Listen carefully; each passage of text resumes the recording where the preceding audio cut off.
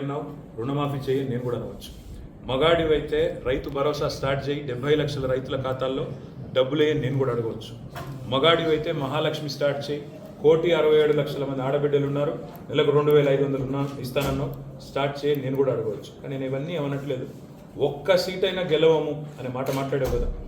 నీకు నిజంగానే దమ్ముంటే రేవంత్ రెడ్డి గారు, నేను సవాల్ చేస్తా ఉన్నా, నేను నా సిరిసిల్ల ఎమ్మెల్యే పదవికి రాజీనామా చేసి వస్తా.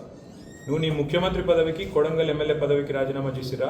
నీ సిట్టింగ్ సీటు మల్కాజ్గిరిలో ఇద్దరం కొట్లాడదాం.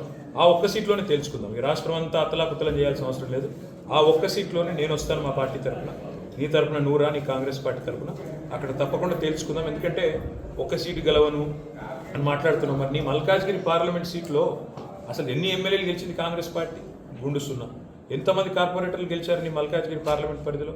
కాబట్టి గెలుపు ఓటములు అనే వాటిని పట్టుకొని, దాన్ని ఎక్కువగా ఊహించుకొని, తన శక్తి సామర్థ్యాలు తాను ఎక్కువగా ఊహించుకొని ఇవాళ మాట్లాడుతున్న రేవంత్ రెడ్డి గారికి నిజంగానే ధైర్యం ఉంటే, నిజంగానే దమ్ము ఉంటే, తెగువ ఉంటే నువ్వురా, కొడంగల్ ఎమ్మెల్యే పదవికి రాజీనామా చేయి, ముఖ్యమంత్రి పదవికి రాజీనామా చేయి.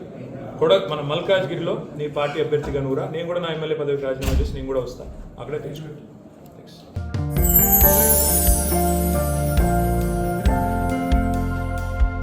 లవ్, ఈ అందమైన 4 అక్షరాల బారిన పడని మనిషి ఉండరు, మనసు ఉండదు. ఈ లవ్ కొంతమంది జీవితానికి సరిపడా మధురమైన అనుభూతులను అందిస్తే,